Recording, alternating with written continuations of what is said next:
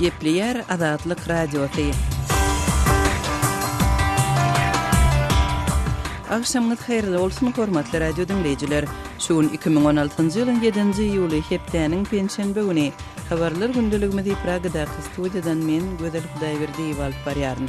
Şuňky programmamyzda halkara uğramalary Türkmenistanda bir ýyl bäri tutsak astynda saklanýan Azatlyk radiosynyň habarçysy Sapar Mehmet Nipetkuliýew goldaw bildirmegini dowam etdirýärler. We expect the authorities in Turkmenistan to release him immediately.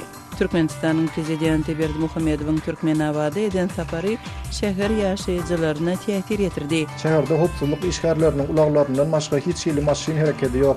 Piýadalara bolsa Türkmenawadyň esasy köçeleriniň biri bolan bir tarap Türkmenistan köçesinden geçmäge ruhsat berilmeýär. Türkmen mediasy bir aýyň içinde ýurdun ýyllyk galla hasylynyň ýygnalandygyny eglan etdi. Bu san ýurtda galla hasylyny almak boýunça döwlet tarapyndan kesitlenen galla planynyň 4 ýyldan soň indi ilkinji doldurulandygyny görkezýär. Şuň biz bu beýleki temalarda çekmejek durup geçerik. Programmamyzyň esasy bölegine başlamazdan ozal täzelikler bilen tanyş bolun.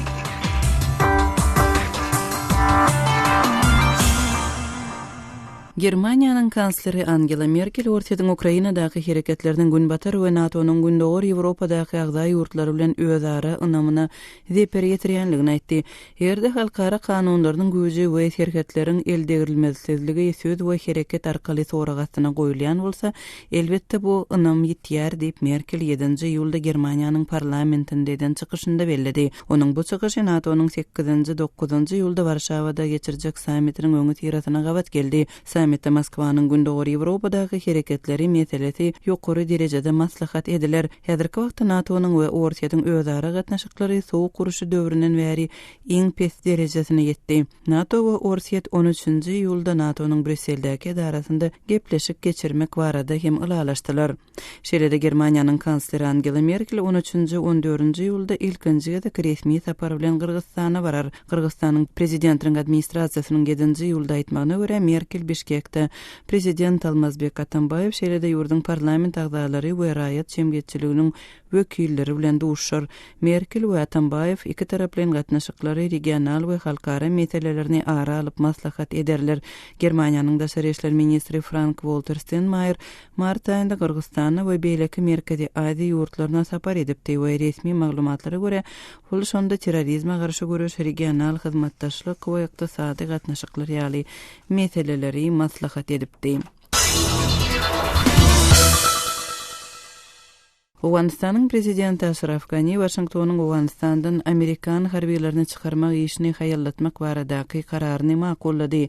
Ghani 7-nji ýyldan beýannamasynda Birleşen Ştatlaryň esasan terrorizme garşy söwüşde berk we ynamdar partner hökmündäki möhüm rolunyň bardygyny nyktady. Birleşen Ştatlaryň prezidenti Barack Obama öz prezidentlik möhletiniň gutarmagyndan soň indiki ýylda Owganistanda Birleşen Ştatlaryň 8400 harbiýetiniň saklanjak 6-njy iýulda eglan etdi. Obama Amerikan harbiýetleriniň Owganistandaky sanyny 2016-njy ýylyň aýagyna çenli häzirki 9800-den 5.5 çenli azaltmagy planlaşdyrypdy. Emma Obama Owganistanda hopsuzlyk ýagdaýynyň hoply bolmagynda galýanlygyny we Talibanyň hökm salýanlygyny belläp, Owgan hopsuzlyk güýçleriniň hinidem talaba laýyk güýçli däldigini aýdypdy. Orsiýatyň prezidenti Vladimir Putin we Birleşen Ştatlaryň prezidenti Barack Obama Siriýadaky ýagdaý barada telefon arkaly pikir alışdylar diýip iki ýurdun resmiýetleri ma'lum etdiler.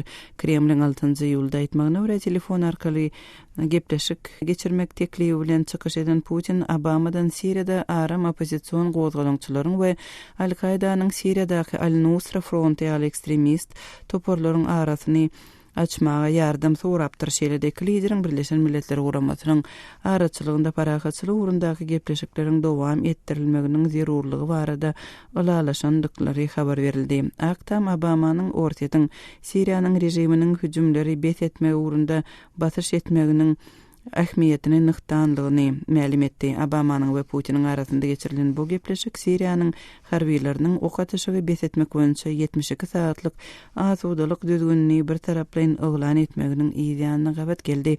Bu düzgün 8-nji iýunyň gijesine çenli dowam eder.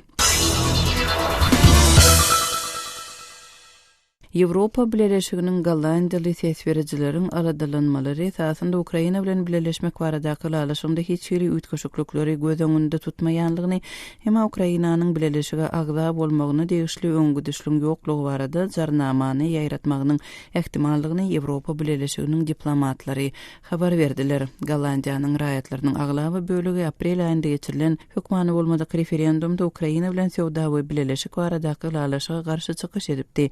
Netijede Gollandiýa Ýewropa Birleşiginiň ulalaşygy tasdiklamagyna garşy çykan ýeketäk agzasy bolupdy. Türkmenistanyň prezidenti öz ýurdunyň Hytaý bilen ykdysady partnerligyny ýaýbanlandyrmak üçin ýörite programmany işläp düzmegi tapşyrdy. Hormatly radio dinleýijiler, siz günüň we sagadyň käbir täzelikleri bilen tanyş boldyňyz. Biz gepleşigimizi dowam etdirýäris. Gepliyer Azatlyk Radiosy habarlar gündeligimizde başlaýarys. Azatlyk Radiosynyň habarçysy Sapar Mehmet Nipesguliýewiň Türkmenistanda tutsak edilenne göni 1 ýyl doldy. Azatlyk Radiosynyň we Türkmenistanyň alternativ täzelikleri neşriniň habarçysy Nipesguliýew geçen ýylyň 7-nji iýulynda Awazada jurnalistika işi bilen baglylykda maglumat toplaýarka ýitirmedilip, soňra 31-nji awgustda ýapyk suud arkaly 3 ýyllyk türme tutsaklygyna hökm edilipdi. Oňa neşeli dermanlary saklamakda günä bildirildi. Azatlyk Radiosyna bolşýaly Nipesguliýew mihmanhanasyndaky otagynda howpsuzlyk gulluklarının wekilleri tarapyndan tutsak edilipdir. Azatlyk Radiosy we adam hukuklaryny hem jurnalistleriň haklaryny goraýan guramalar Nipesguliýewiň destine boşadylmagyny talap edip Türkmenistanyň prezidentine ýüzlendiler. Bu kampaniýa gatnaşýan 13 guramanyň biri adam hukuklaryny goraýjy Human Rights Watch guramasynyň Ýewropa we Merkezi Aziýa boýunça bölüminiň müdiri Hugh Williams türkmen häkimetläriniň halkara jemgyýetçiliginiň talaplaryny berja etmegine umyt baglaýanlygyny aýtdy. Hugh Williams bilen geçirilen söhbetdeşligi dinläli. This is obviously an outrageous example of Bu Türkmenistanyň häkimetläriniň adam hukuklaryny depelemeginiň göz çykkan surmasarylar.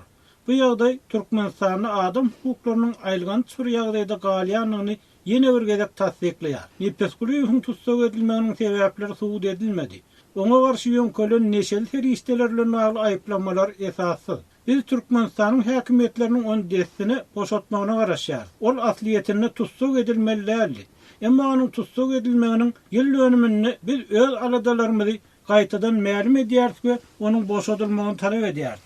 Biz Nipesguliýewe garşy goýulan işin ýatyrylmagyny hem talap edýäris. Benim ganyň edenetlikli tutka tutluklara garşy işi topary Nipesguliýewiň boşadylmaly we tutsaklykda geçirilen döwür üçin oňa kompensasiýanyň tölenmeli barada netije geldi. should be released and indeed compensated for his time in prison. Nipesguliýewiň tutsak edilmegi Merkezi Aziýada jurnalistlere edilýän basyşlaryň bir misalydyr. Jurnalistleri, aktivistleri netijeli gorama üçin halkara jemgyýetçiligi nähili takyk çäreleri görüp biler.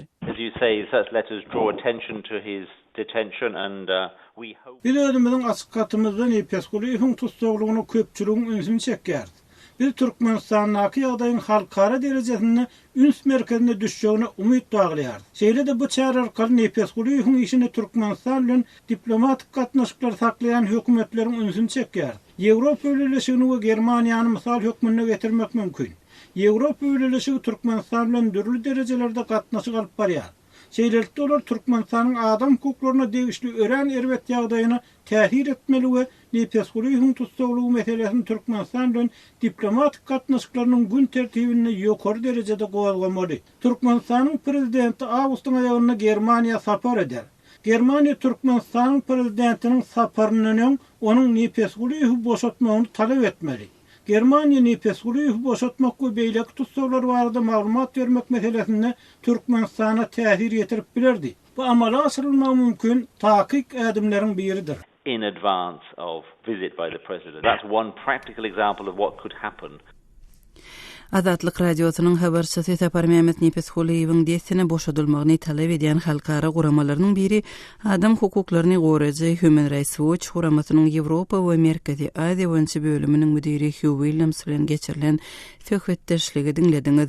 Sapar Mehmet Nepeshuliýewiň tutsak edilmeginiň ýyl dönüminde Azatlyk radiosy surat şekilli grafiki maglumaty hem taýýarlady. Onu görmek üçin Azatlyk radiosynyň azathabaryny.com web saýtyna tiýahat ediň. Saýtymyza Türkmenistandan derweden okut.net we garagum.info proxy saytlar arkaly girip bolýar. Sosial ulgamlaryndaky sahypalarymyzy hem ünsden düşürmäň. Öz sewitingizde bolýan wakalar barada azatlyga maglumat bermek isteseňiz, biziň Facebook hasabymyza ýazyň. Bizi gözle bölümine Azatlyk Radiosy ýazyp tap bilersiňiz.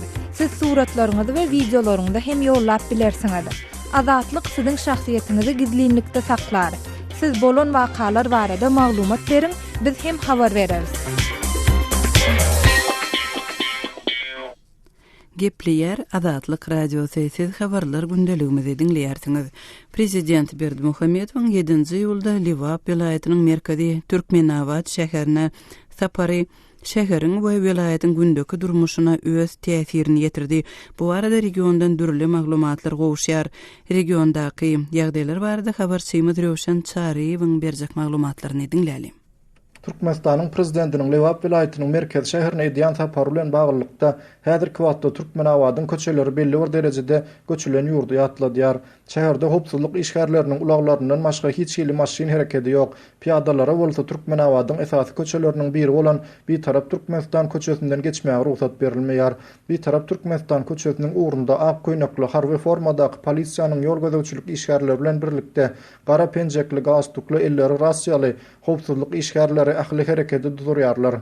Bir tarap Türkmenistan köçesi bilen AKDP, Erterwawa köçelerindäki ýagdaý hem meňdeş. Bagdalyan köçeleriň bir tarap Türkmenistan köçesi bilen ugrdaş bolanlygy sebäpli ýapylandygy aýdylýar. Ondan häzirki wagtda alınıp barlayan howpsuzlyk çäreleri bilen bagly şäheriň protokol köçesi diýilip hasaplanylýan bir tarap Türkmenistan köçesi bilen birlikde oňa goşulýan köçeleriň hem ählisi ýapylypdyr.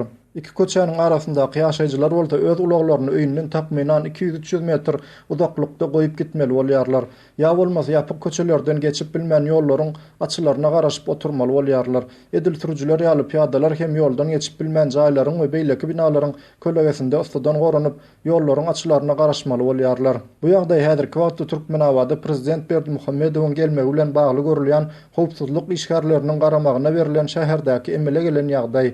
Bu çäredaňdan saat 5-lerde prezidentin geçjek ýolunyň golay goltumundaky köçelerde goýulan ulaglaryň ählisini jaýlaryň arkasyna geçirmek talap edilip, polisiýanyň ýol gözegçilik gullugy tarapyndan sirenaly gaty ses bilen ulag ýerlerini tuturup geçmek bilen başlandy.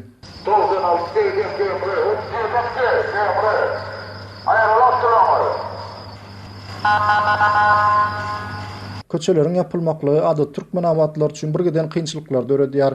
Häzirki wagtda öýüne aşyp bilmän we ulagyny taşlap gidip bilmedik sürüjüleriň polisiýanyň ýol gözegçilik işgärlerinden öýlerine geçmeklerini haýsy edip duran pursatlaryny häli şimdi görmek bolýar. Emma olaryň haýyşyny kanagatlandyryp bilmän ýol gözegçilik gullugynyň işgärlerini sürüjülere geçmek bolmaýandygyny düşündirmekden başga çäre galmaýar. Men öýüme geçip bilmän eýän bir sagatdan bäri garaşyp otyryn, emma häzirki wagtda bu ýoldan prezident geçmeýär ahyryn. Tiz-tizdan geçirseler öýüme girip şu günüň dowamında hiç kili daşary çykjak däl. Emma buyruk bar diýip bizi geçiren oklar diýip 40 ýaşlaryndaky Türkmenawatly Bayram aýdýar.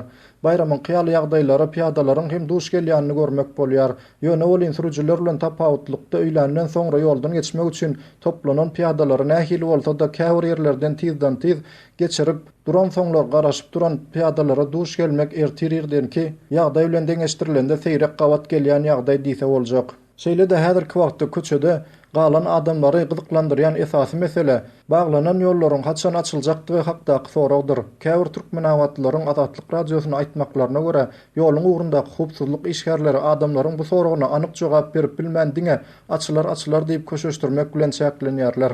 Bu ýagdaý adamlary her näçe köseýän de bolsa prezidentiň Türkmenawada gelmegi bilen bagly görülýän adaty çäreler hasaplanylýar. Bugun prezident Berdimuhammedow Türkmenawada geldi. Onuň häzirki wagtda vilayat häkimliginde ýygnak geçirenden soň öňden bellenen plana görä öz aýlanmaly obyektlerine gidendigi aýdylýar.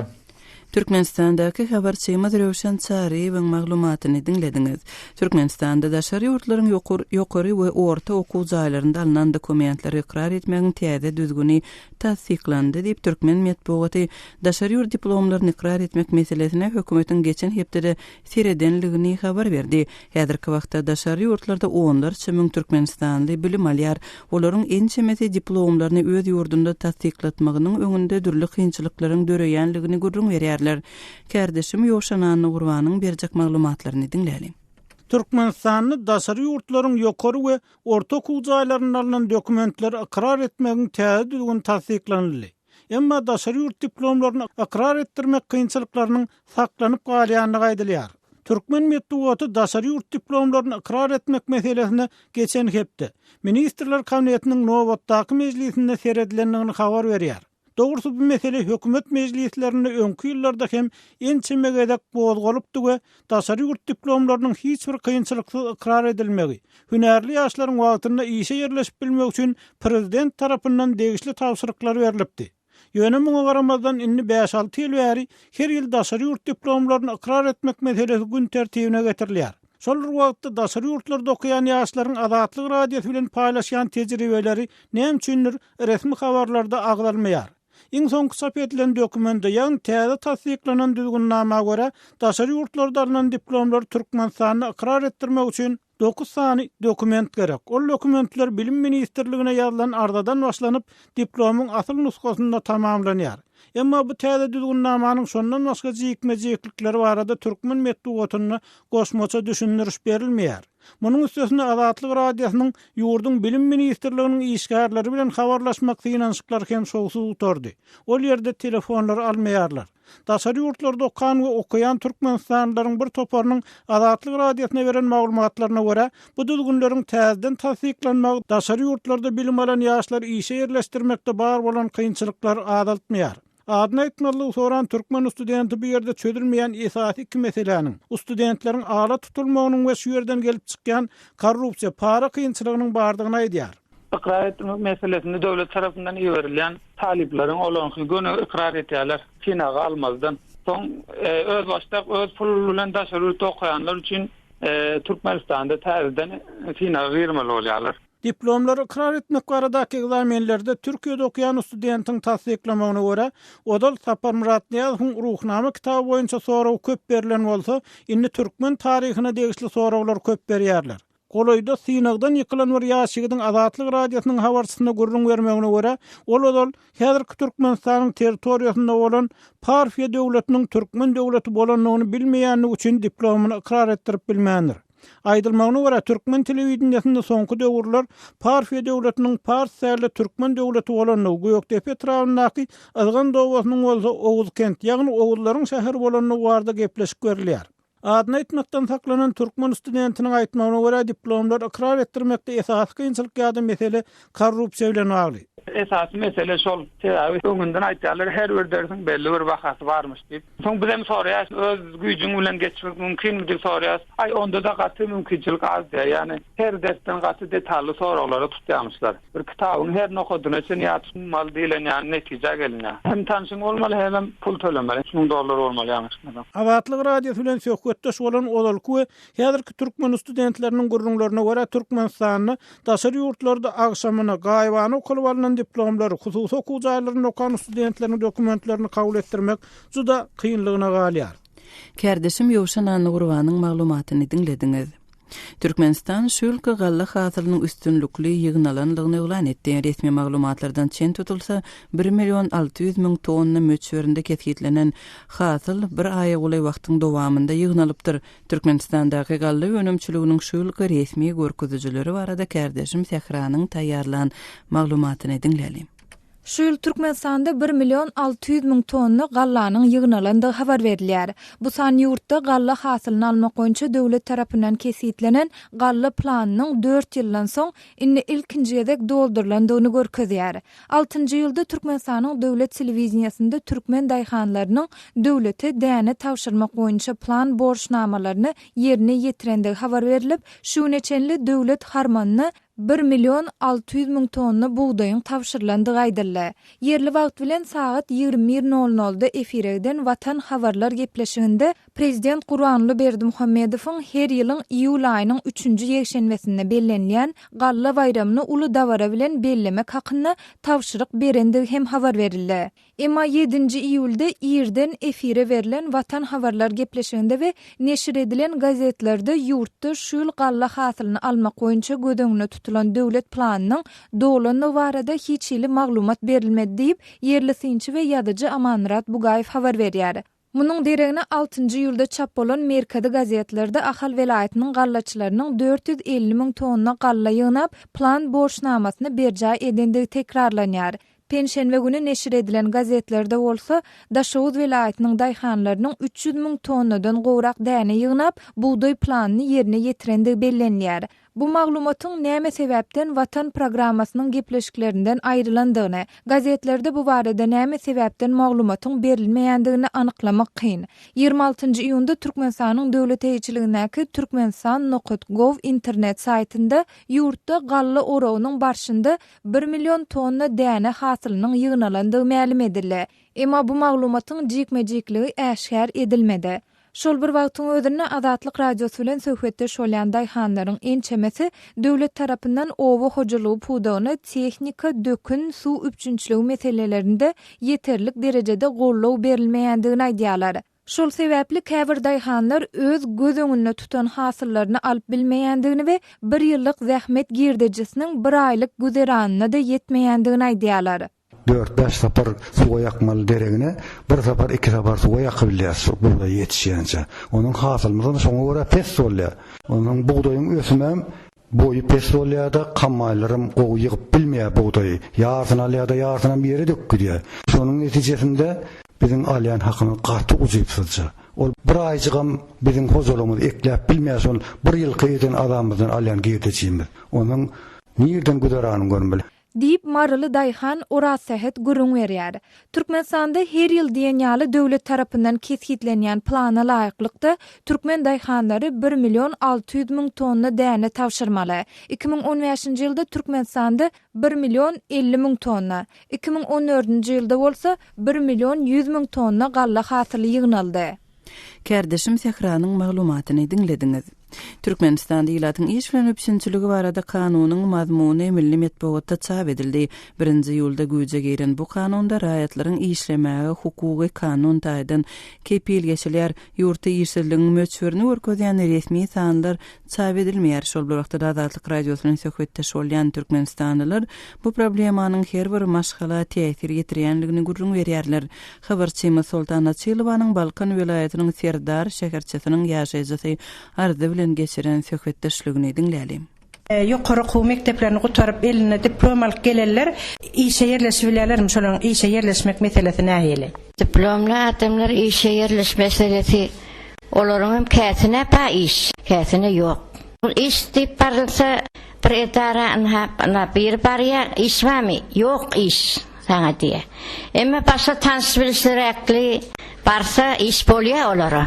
Şolatlary bir gödöwçilik etilse, şolar okuw girerlerine her kim bir öz söýen kärini, her çağan bir öz arzuwy bolýar, okasy gelýär, biriniň Lukman bolasy gelýär, biriniň ekonomist bolasy gelýär. Şu öz söýen kärlerini öz güýçi bilen geçirilse şo çağalar. Gelip okuw torp gelenlerine şolar öz iş ýerlerini, öz orularyny tapyp halka gowzama tetsekde her kim öz söýen kärini işlese şonda. Şolar ýaly bir gödöwçilik her kim bir öz güýçini, öz islew boýunça okuw girseler, işsizliginde jemgyýete özüniň täsirini nähili ýetirýär?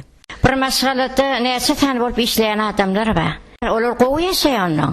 Her aýlyk alyp dursa, emma ýeke maşgalalarda bir adam işleýär, başga adama iş ýok. Onu o maşgala hor ýaşaýar. Şol maşgalada adamlaryň hemmesi bir iş orunda işlese, herse bir känem bolmasa bir az miktarda aýlyk gulluk alyp dursa, onu maşgala gowy dolanjak da.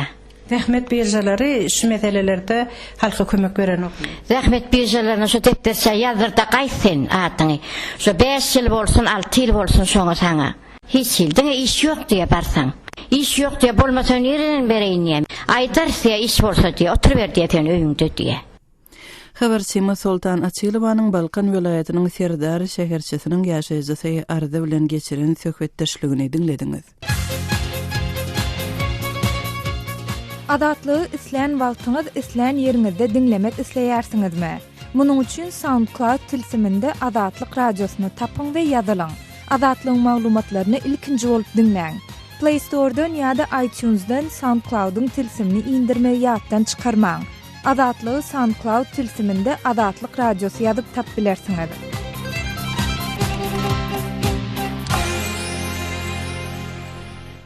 Gepleýär Adatlyk radiosy habarlar gündeligimizi dinleýärsiňiz. Owganystanyň Demirgazynda Gunduz welaýatynyň Talibanyň söwüşçüleri tarapyndan basalyp alınmagynyň töwekkülçiliklerine aladalanmalar güýçlenýär. Owganystanyň Türkmenistan bilen serhäddeş bu regionynyň howpsuzlygy bilen bagly soňky täzelikleri habarçymyz Şamirdan Gulumradynyň maglumatyndan dinläli. Gunduz welaýatynda ýagdaý köşeşmän gelýär. Bayram günlerinde de halk howpasynda ýaşaýar. Gunduz şäheriniň ýaşaýjysy Abdulbasiriň aýtmagyna görä, talep söwüşçileri Gunduz şäherine hüjum etjekdigini bildirip duýduruş ýaýradypdyr. Jeňçiler Gunduz şäheriniň daş tuýragynda toplanýar. Jeňçileriň öňüni almak üçin hökümet çäre görmeýär. Bu ýagdaý halky beýinçilik edýär diýip Abdulbasir aýtdy.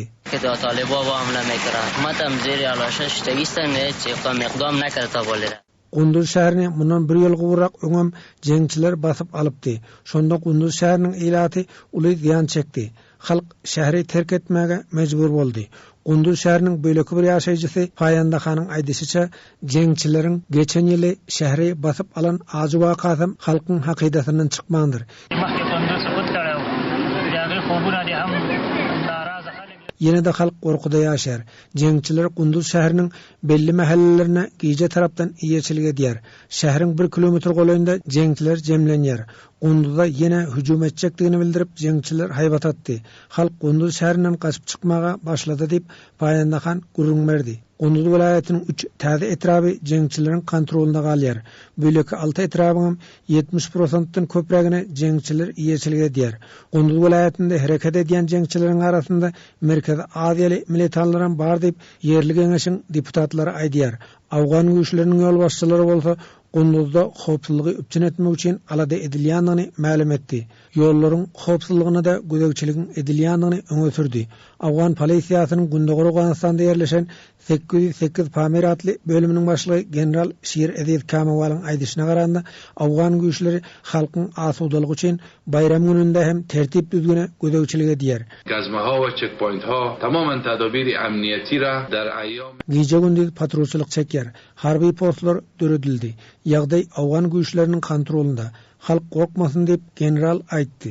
Şoňa garamazdan Gunduz welaýatynda Awgan güýçleriniň sanynyň jeňçileriň sanynyň köpdigini bilermenler aýdýar. Jeňçileriň döwrebap, ýarag we harby enjam bilen üpçündigini bildirýär. Gunduz welaýatynyň polisiýasynyň başlygy general Muhammed Qasim Jengelbagyň bellemegine görä, welaýatda jeňçiler güýçli hüjumy amala aşyrypdyr.